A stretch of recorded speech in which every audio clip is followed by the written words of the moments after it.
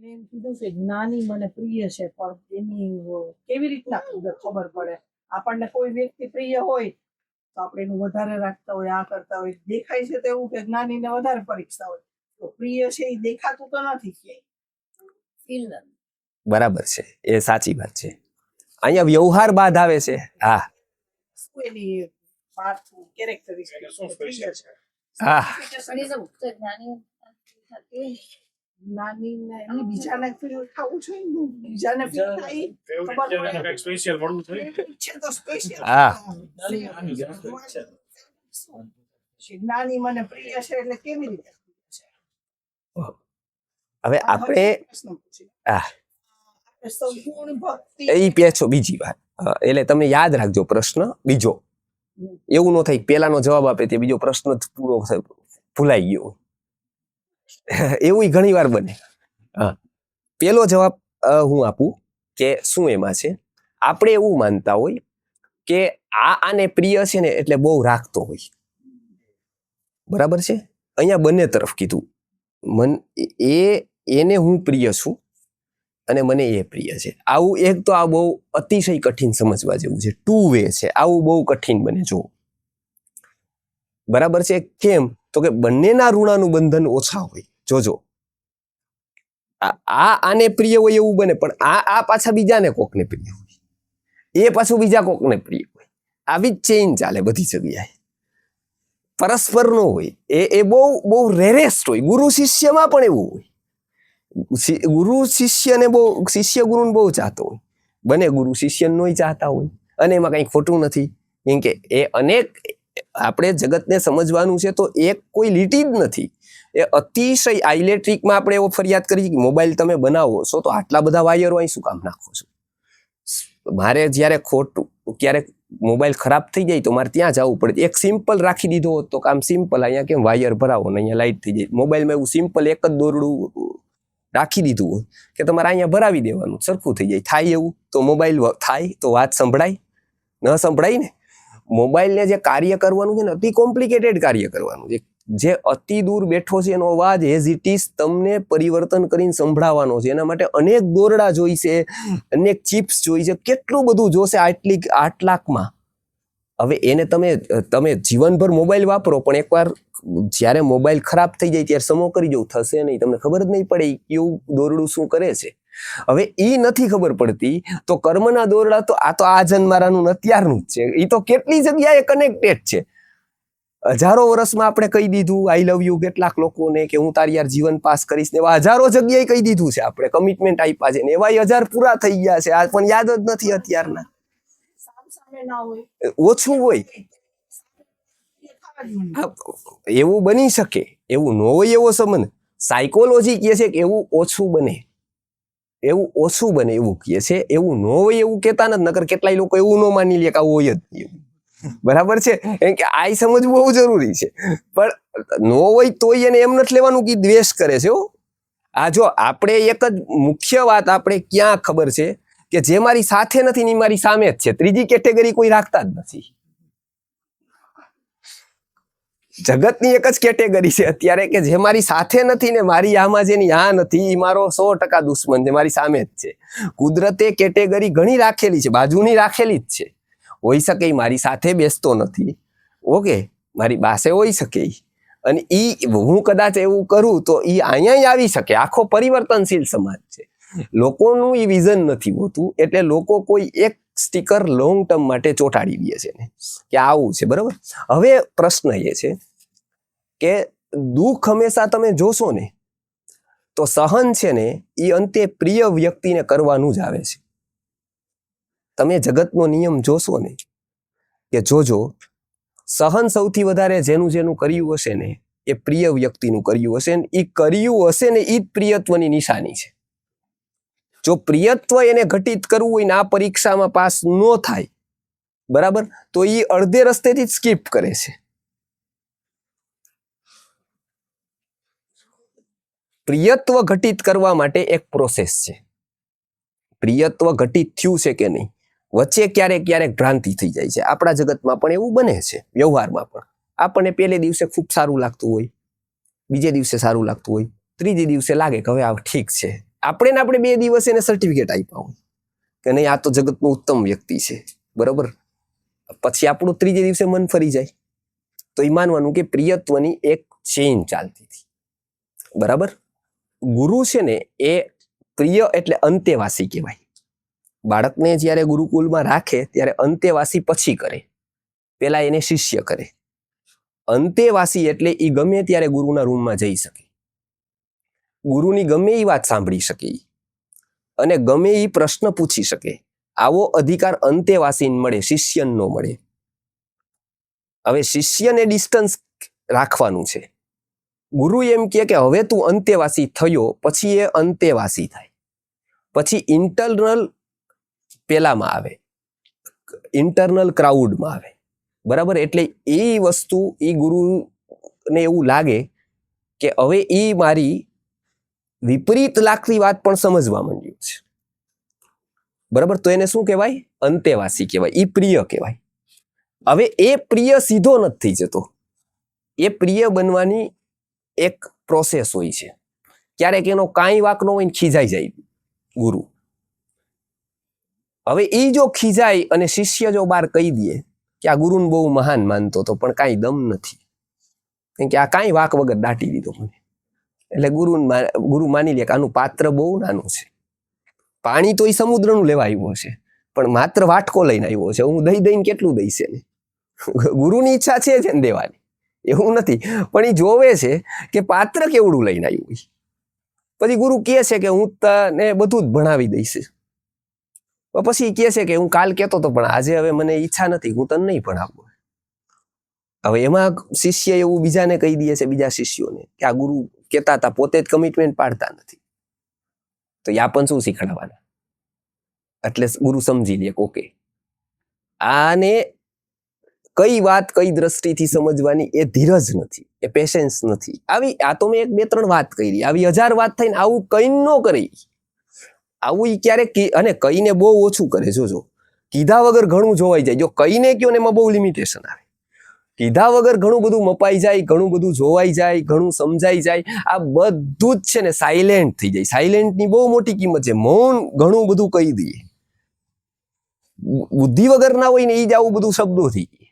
બુદ્ધિ વાળાને તો ઈશારો જ કાફી થાય, એની ઈ જોવાઈ જ જાય, એનો સ્કેન જ થઈ જાય આખો. જે સાયકોલોજી નથી જાણતા એને આ મેસેજ ઉપર મેસેજ કરવા પડે બધા, બરાબર છે. જે જાણે છે એને તો ઈશારો જ કાફી, એને ખબર જ પડી જાય કે આ વ્યક્તિ શું વિચારે છે, અને એ જે વિચારતા હોય એના સ્તરનો જ એને જવાબ મળી જાય.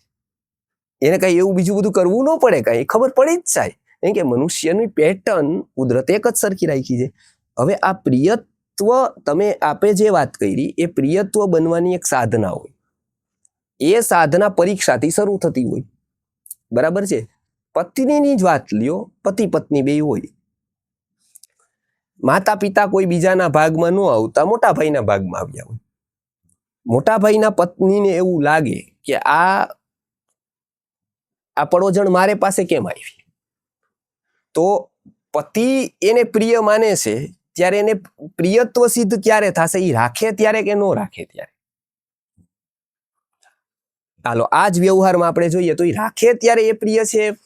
એના પતિને પરમિશન આપે છે કે તમે તમારા મમ્મીને રાખો. અહીંયા સપોઝ 4 ભાઈ છે, 4 માંથી કોઈ સ્વીકારવા, 3 સ્વીકારવા તૈયાર નથી. એની પાસે નો સ્વીકારવાનો ઓપ્શન છે. પતિને ઈ પ્રિય છે, પોતાને પ્રિય નથી.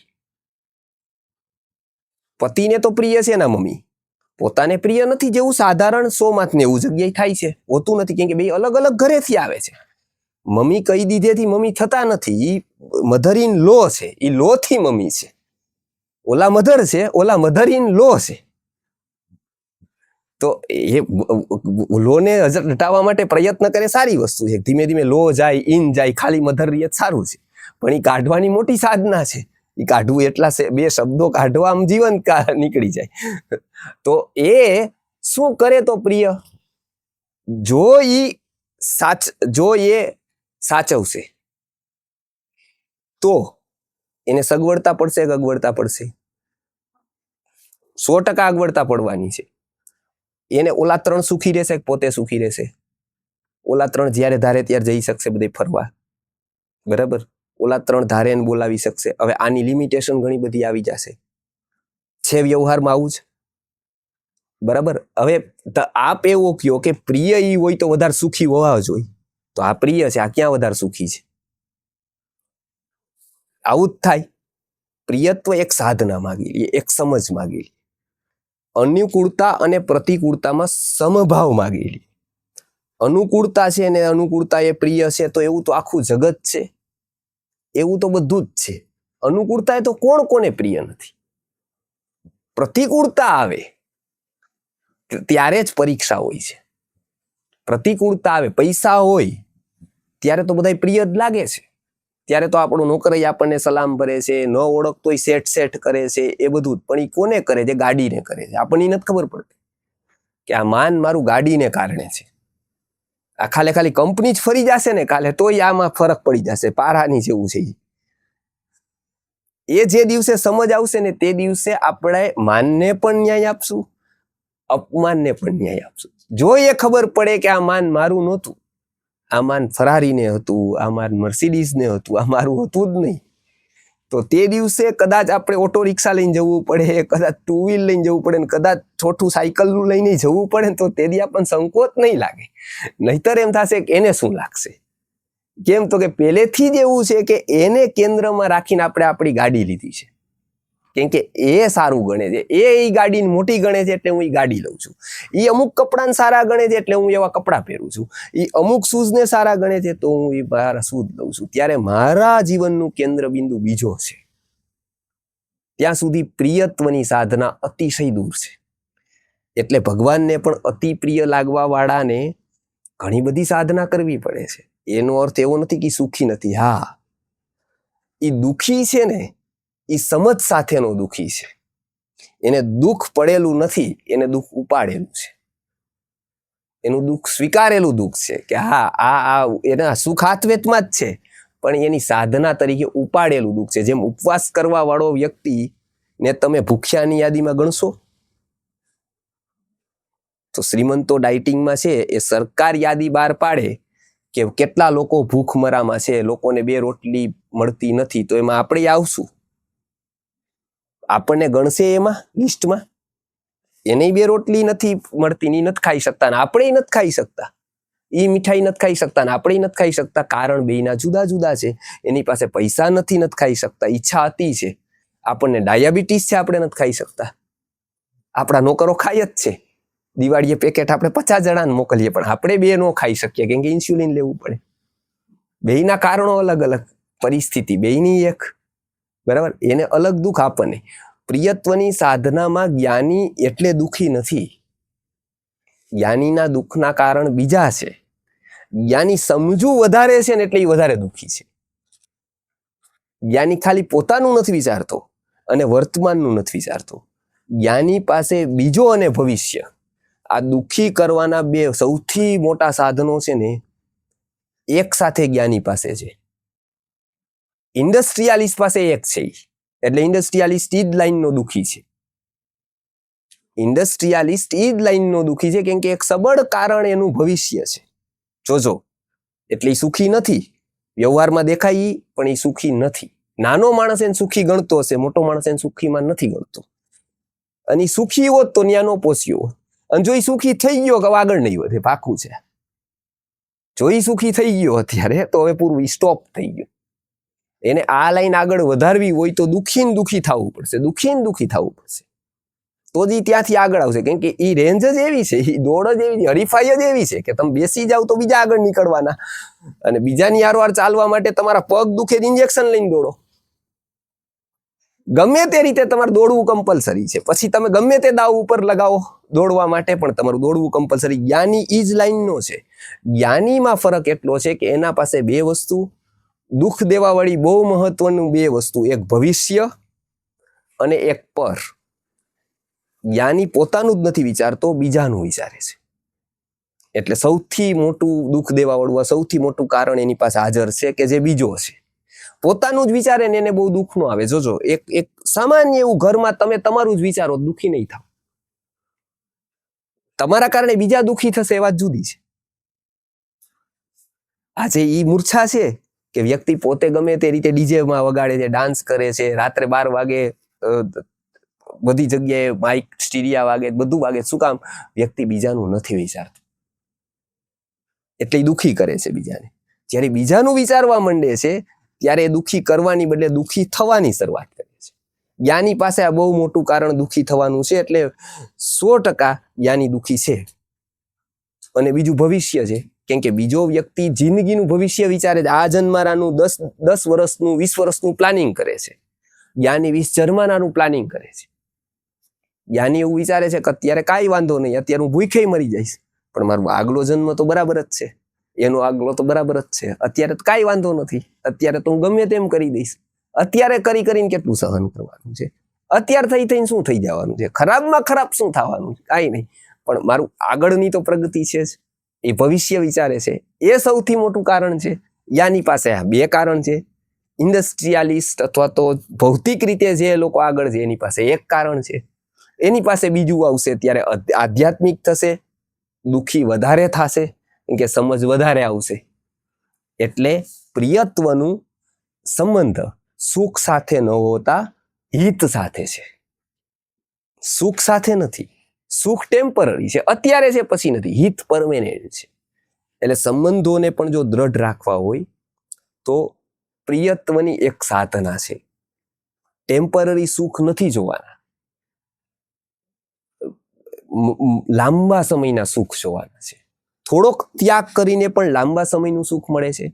થોડુંક સહન કરીને પણ લાંબા સમયનું સુખ પ્રાપ્ત થાય છે. આજે પરિવાર વ્યવસ્થામાં આ સમજની ખાસ જરૂર છે કે જે એને ટેક્સ્ટ બુકમાંથી નથી મળી, MBA કરીને નથી મળી, MCA કરીને નથી મળેલી, એન્જિનિયરિંગ કરીને નથી મળી, ડોક્ટર થઈને નથી મળી. એ સમજની ખાસ જરૂર છે કે મારે સાસુનું સહન કરવાનું છે. કરીને કેટલી સાસુનું સહન કરવાનું, અને કેટલા દિવસ કરવાનું, અને કેટલી વાતોનું કરવાનું. 1-2 વાત હશે એની, એવી બધી વાત તો ખોટી નહીં હોય એની, બીજી વાત સાચી જ હશે. 2 વાતનું કરવાનું છે. 2 વાતનું સહન કરવામાં ક્યાં મોટી વાત છે? એનો ભાવ સારો જ હશે, એ કોઈ અણસમજુ તો નથી.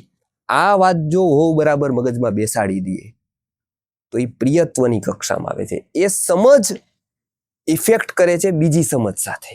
જો એ સમજ આનામાં ઉત્પન્ન થાય તો માનજો કે સામેવાળામાં એ સમજનું સ્તર વધતું જાય છે. બસ માત્ર રાહ જોવાની છે.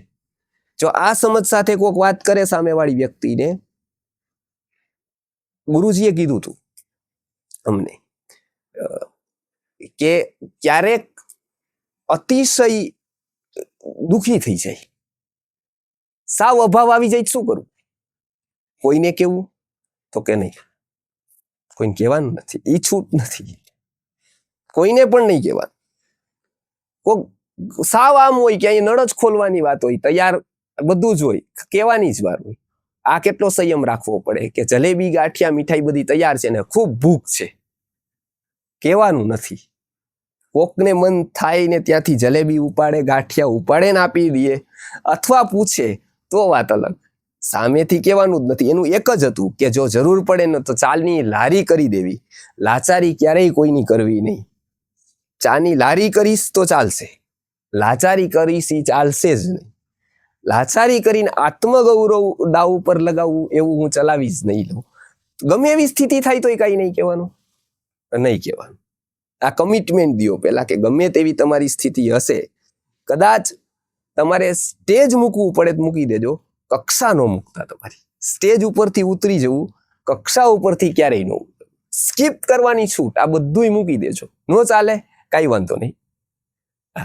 હવે આ સમજ સાથે જો જીવનની કોઈ શરૂઆત કરે તો પરિવારમાં જે નાના મોટા ઝઘડા થાય છે, પરિવારમાં સમજ નથી, પરિવારની સમસ્યાઓ છે, એ કોઈ કોર્સ દૂર નહીં કરી શકે, પૈસા દૂર નહીં કરી શકે, ભૌતિક સંસાધનો એ દૂર નહીં કરી શકે. એ દૂર કરવા માટે પ્રિયત્વની સાધના કરવી પડશે કે મારું કમિટમેન્ટ જે પ્રિયત્વ સાથે છે એ મને ક્યારેક ટેમ્પરરી નહીં પણ ગમતું એવું કામ કરશે. જે મને ટેમ્પરરી નહીં ગમે કાંઈ, પણ એના એટલા માત્રથી મારા વ્યવહારમાં પરિવર્તન નહીં આવે. એટલા નાના કારણથી મારો વ્યવહાર નહીં બદલાઈ જાય, એટલા નાના કારણથી મારું રૂઠવું નહીં થઈ જાય, એટલા નાના કારણથી કોઈ મારી વિચારધારા નહીં બદલાય. નહીંતર અત્યારે તો શું દુઃખ છે, અત્યારે તો આ જીવે છે બધા, એમાં તો અમને તો દુઃખ લાગતું જ નથી જરાય. અમે જે રીતે દુઃખ જોયું છે કષ્ટ અને અમે જે કષ્ટમાં જીવ્યા છીએ એ બાબતમાં તો અત્યારે બિલકુલ કષ્ટ જ નથી જરાય. એવું કષ્ટ હોય, એવા નિયમો કડક હોય, એવું હોય કે જ્યારે કાંઈ હોય જ નહીં, એવું કઠિન જીવવાનું હોય. અને એ કઠિન જીવવાનું ઘરે જાય તો હાઈ ક્લાસ જ હોય, પથારી જ હોય સરસ, એવું કોઈ કહેવા વાળું જ ન હોય. અને છતાંય મનને એવી ટેવ પડી જાય કે આમાં પરમ સુખની અનુભૂતિ થાય. કે અંતે અહીંયા સમજ ઘટિત થાય છે ને, પછી આપણી સુખની વ્યાખ્યાઓ બદલાતી જાય છે, પછી આપણા વિચારો બદલાતા જાય છે, આપણી પ્રાયોરિટી બદલાતી જાય. પછી લાગે છે કે નાના લોકોની કોઈ હેસિયત જ નથી આપણા જીવનમાં. નાના લોકો દયાપાત્ર જ છે, એ લોકોનું સારું કેવું ખોટું કેવું, એની વાહવા જોવી, આ બધુંય સમજદારને શોભા જ દેતું નથી. આ બધું તો આવા નાના નાના લોકો તો હંમેશા નાની નાની વાતને નાના જ વિચાર કરવાના છે.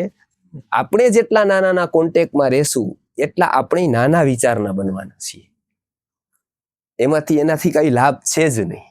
એની ઉપર દયા કરીને એને કામ આવે એવી મોટી દ્રષ્ટિ રાખીને જ એની સાથે વ્યવહાર કરવાનો છે. એની વાતોની આપણી ઉપર ઇફેક્ટ થાય એવું નહીં, આપણી વાતની અસર એની સુધી કેમ પહોંચાડી જ વિચારવાનું છે.